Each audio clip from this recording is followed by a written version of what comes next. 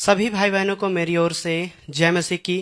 जैसे कि आप सभी कोई देख रहे हैं कि डानियल राज के जो सर के चैनल है उसमें मैं अपना गवाही दे रहा हूं। और मेरा गवाही कुछ इस प्रकार से है। मेरा नाम विष्णु पाहान है और मैं झारखंड से हूं। और मेरी शादी बहुत कम उम्र में हुई थी और रीजन यह था कि उस समय मैं मसीह को नहीं जानता था। तो ऐसा कुछ हुआ जब मैं अविश्वासी था, जब मैं प्रभु यीशु को नहीं जानता था। उस वक्त जो मेरी वाइफ थी उसको दुष्ट आत्मा पकड़ा हुआ था और उस दुष्ट आत्मा को निकलवाने के लिए, मतलब उसको ठीक करने के लिए हमने काफी जगह गया। ओझाओं के पास, मौलाना के पास, पंडितों के पास और तरह तरह जहां भी हम जा सकते थे वहां पे हम लोग गए, लेकिन कहीं पर ही दुष्ट आत्मा नहीं निकला और मेरी जो वाइफ है वो कभी ठीक नहीं हो पाई। लेकिन किसी ने हमें बताया कि आप यहाँ पे आइए, आपके लिए प्रार्थना होगा और विश्वास कीजिए वो ठीक हो जाएगी। तो हम लोग को उस समय ठीक होना था और हम लोग गए हजारीबाग से। हम लोग लातेहार गए जो हमारे झारखंड में डिस्ट्रिक्ट पड़ता है, और वहां पे हमारे लिए लगातार प्रार्थना हुआ, मेरी वाइफ के लिए लगातार प्रार्थना हुआ और हमने विश्वास किया और विश्वास के द्वारा वो ठीक हो गई। उसके बाद से हम लोग ने निर्णय लिया कि आज से हम लोग मसीह के पीछे चलेंगे, यानी प्रभु यीशु मसीह के पीछे चलेंगे। और उस दिन से हम लोग मसीह में चलने लगे। लेकिन यहाँ जब आ गए तो मसीह में भी बहुत सारा गड़बड़ियां पाई गई, जो कि शुरू शुरू मुझे पता नहीं था क्योंकि मुझे वचन का नॉलेज नहीं था।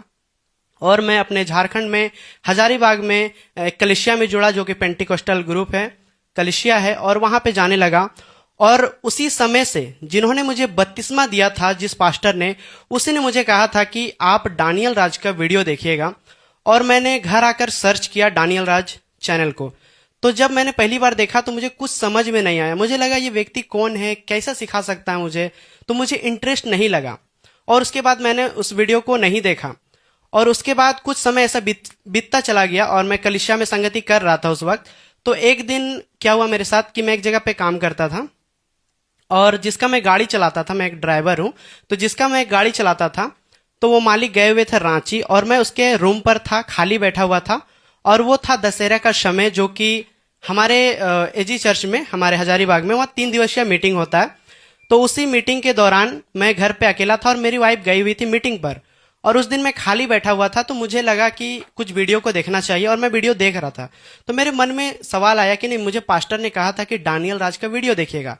तो वहां पे मैंने उस दिन सर्च किया दोबारा और मैंने एक वीडियो को देखा, जो कि वीडियो का टाइटल या उसका टॉपिक ऐसा था कि प्रार्थना के लिए पास्टर के आगे भीख ना मांगे, उनके आगे गिड़गिड़ाए नहीं कि मेरे के लिए प्रार्थना कर दीजिए।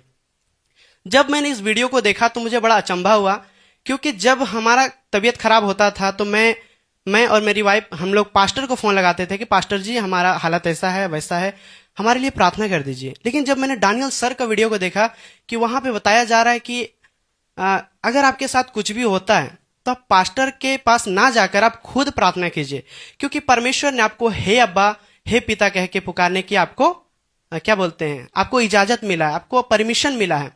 तो वही चीजों को हमने सीखा उस दिन पहली बार। तो मुझे लगा कि ये तो अलग है, ये तो अद्भुत है। उससे पहले ऐसा टीचिंग मैंने नहीं देखा था। उसके बाद उसी दिन मेरी वाइफ के साथ भी घटना हुआ।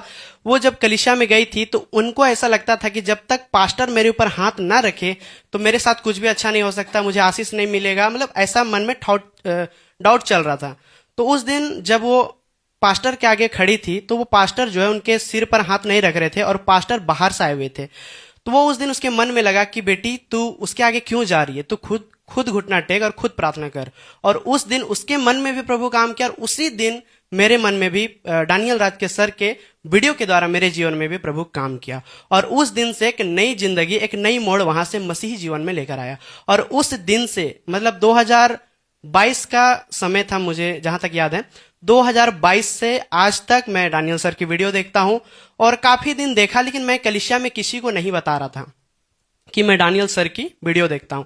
तो फिलहाल मैं एक भैया के साथ में, जो मेरे कलिसिया के लोग हैं, उनके साथ मेरा बातचीत हुआ इस विषय पर, अन्य भाषा के ऊपर।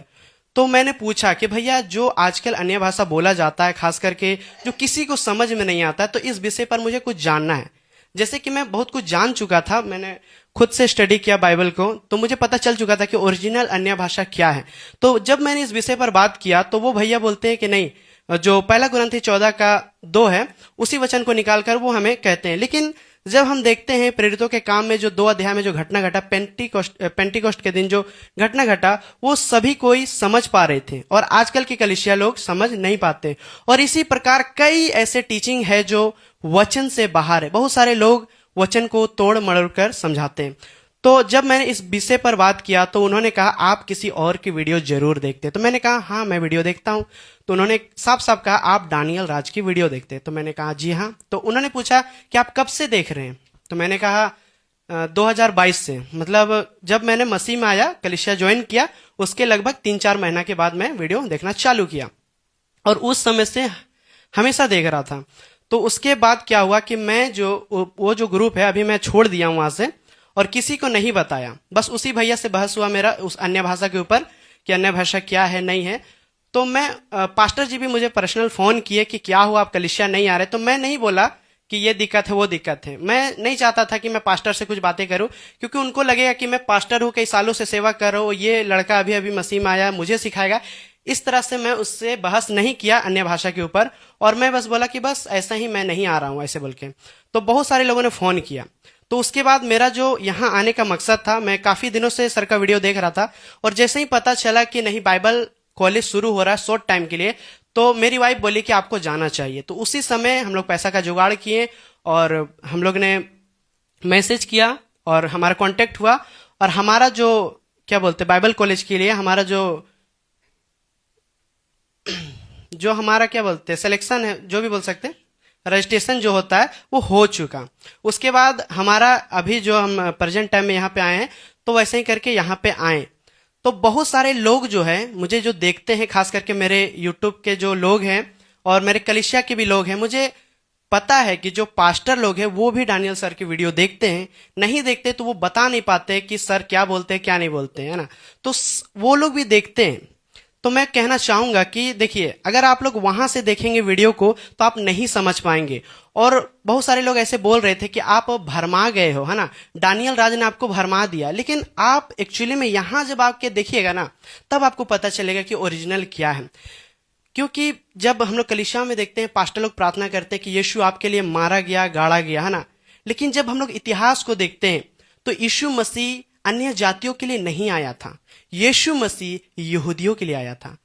इस बात को मैं हो सके आपसे एक्सप्लेन ना कर सकूं, लेकिन अगर आप अपने मनों को शांत करके एक पल के लिए आप उस दानियल सर को जो आप जिससे आप क्रोध करते हो या नफरत करते हो, उस नफरत को दूर करके अगर आप सिर्फ और सिर्फ 5 दिन के लिए अगर आप अपने मन को शांत करके यहां अगर आते हैं तो मैं सच कहता हूं आपका जीवन बदल जाएगा। अगर मेरा ये रिक्वेस्ट है, अगर आप आना चाहते हैं, अगर आपका कोई भी डाउट हो, लगता है कि दानियल सर गलत है, तो यहाँ पे आइए ना, बैठिए ना, क्या दिक्कत है। यहाँ पे आइए, बैठिए और उसे मुंही सवाल कीजिए। अगर आपको लगता है कि दानियल सर इस विषय में गलत प्रचार कर रहे हैं तो लाइव आपका भी कैमरा रहेगा, उनका भी कैमरा रहेगा, आप सामने आके लाइव डिबेट कीजिए, लाइव बात कीजिए। लेकिन पीठ पीछे किसी को मत बोलिए, क्योंकि ये आपका जो भी इल्जाम है, जो भी आपका बदनाम करने का तरीका है, वो दूर से पीछे से वो पुख्ता नहीं होता है। अगर आप में हिम्मत है, मैं इस सबको इसलिए बोल रहा हूं क्योंकि बहुत सारे लोग सिर्फ वीडियोज में या पीछे बोलते हैं। अगर आपको लगता है कि दानियल सर गलत है तो मैं आप सभी को कहना चाहूंगा कि यहाँ पे आइए और आप 5 दिन बैठिए। अगर लगता है कि दानियल सर वचन से बाहर आपको कुछ बता रहे तब उनको बोलिएगा, आपका भी कैमरा ऑन रहेगा, सर का भी कैमरा ऑन रहेगा। तो मेरे यहाँ आने का बहुत फायदा हुआ। ऐसे ऐसी चीजों को मैंने सीखा जो मैं बाहर कभी नहीं सीखा था, क्योंकि जिस सुसमाचार को मैंने सुना था वो भले ही यीशु का था, लेकिन मुझे इतिहास नहीं पता था, हिस्टोरी नहीं पता था। जिस यीशु को मैं जानता था उस यीशु ने किस तरह से बलिदान दिया और किस तरह से अन्य जातियों का द्वार खुला, वो चीज मैंने यहां आके सीखा। मुझे ऐसा लगता था कि यीशु मसीह सारे जगत के लिए आया, लेकिन यीशु मसीह सिर्फ यहूदियों के लिए आया था। वो तो यहूदियों ने उसे ठुकरा दिया, जैसा वचन कहता है कि वो अपनों के बीच में आया लेकिन अपनों ने उसे ग्रहण नहीं किया। वहीं पर ही एक अन्य जाति का द्वार खुला और हम एक कचड़े में पड़े हुए लोग थे और परमेश्वर ने हम पे दया किया और हमें वहां से उठाकर अपने पास बुलाया। तो इस गवाही के द्वारा प्रभु आप सभी को बहुत बहुत आशीष दें। इस वीडियो को यहीं तक रखते हैं।